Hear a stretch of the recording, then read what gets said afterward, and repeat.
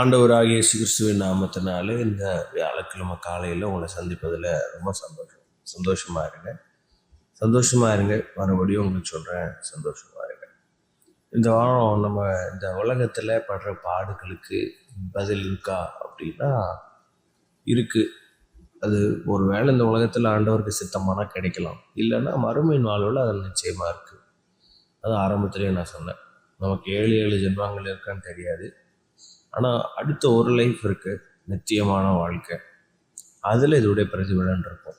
அதான் என்ன, அதோடைய தலைப்பின் கீழாக இன்னைக்கு என்ன பார்க்க போகிறோம் அப்படின்னா, இரக்கம் உள்ளவர்கள் பாக்கியவான்கள், அவர்கள் இரக்கம் பெறுவார்கள். மத்தேயு 5:7. இந்த உலகத்தானே பார்த்தீங்கன்னா நிறைய நல்ல பழமொழிகள்லாம் சொல்லி வச்சுருக்காங்க. என்ன அப்படின்னா, வினை விதைத்தவன் வினை அறுப்பான், தினை விதைத்தவன் தினை அறுப்பான், as you sow so you reap. இந்த உலகத்தில் ஒரு ஜெயமான வாழ்க்கை வாழணும் அப்படின்னா நம்ம எதை விதைக்கிறோம் அப்படின்றது ரொம்ப முக்கியம். இந்த வறுமையின் வாழ்வில் நமக்கு இரக்கம் கிடைக்கணும் அப்படின்னா நாம் என்ன செய்யணும் அப்படின்னா, இரக்கம் செய்கிறவர்களாக தான் இருக்கணும்.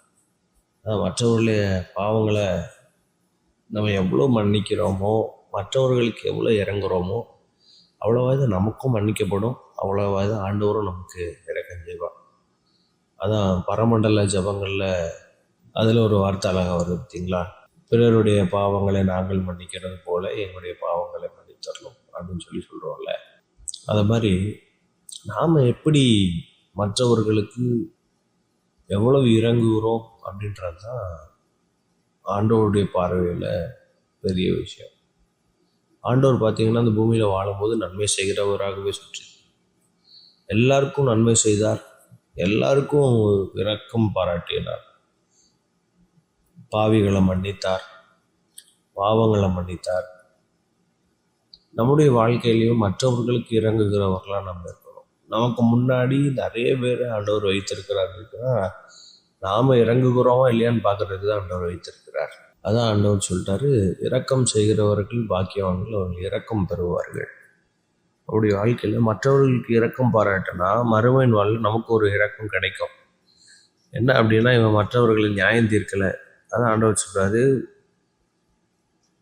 மற்றவர்களை நியாயம் தீர்க்கிறவனை தான் ஆண்டவர் நியாயம் தீர்ப்பார். தன்னைத்தான் நிதானித்து அறிகிறவனை ஆண்டவர் சோதிக்க மாட்டார். நம்மகிட்டே பிரச்சனை இருக்குது, நம்மகிட்டே பாவம் இருக்குது, அதை வச்சுட்டு நிறைய பேர் மற்றவனை ரொம்ப நியாயம் தீர்த்து மற்றவனுக்கு இறங்கவே மாட்டாங்க. அவங்க அப்படி இப்படி அப்படி அது இது மனம் இறங்கவே மாட்டாங்க. ஆனால் அப்படி கிடையாது, மனம் இறங்குகிறவர்கள், சகோதரனை 7-70 முறை மன்னிக்கிறவனை தான் ஆண்டவர் ரொம்ப விரும்புவார். இரக்கம் பாராட்டுகிறவர்கள், இரக்கம் செய்கிறவர்கள் பாக்கியவான்கள், இரக்கம் பெறுவார்கள். இந்த இரக்கம் இந்த பூமியின் வாழ்விலையும் நமக்கு கிடைக்கும், வறுமையின் வாழ்விலையும் கிடைக்கும். இந்த பூமியில் வாழும்போது ஆண்டோடைய இரக்கம் நமக்கு கிடைச்சதுன்னா நம்ம ஆசீர்வதிக்கப்படுவோம். வறுமையின் வாழ்வில் ஆண்டோடைய இரக்கம் நமக்கு கிடைச்சதுன்னா பரலோக ராஜ்யத்தில் அவரோடு கூட போய் சேர்ந்து அவரை மகிமைப்படுத்தும். எப்படினாலும் இரக்கம் கிடைச்சா அது ஆசீர்வாதம் தாங்க. அதனால் நம்மளும் மற்றவங்களுக்கு இரக்கம் பாராட்டுவோம். ஆண்டவர் நமக்கு இறங்கி மகிமையான காரியங்களை, ஆசீர்வாதம் அவங்களுக்கு செய்ய போகிறார். God bless you.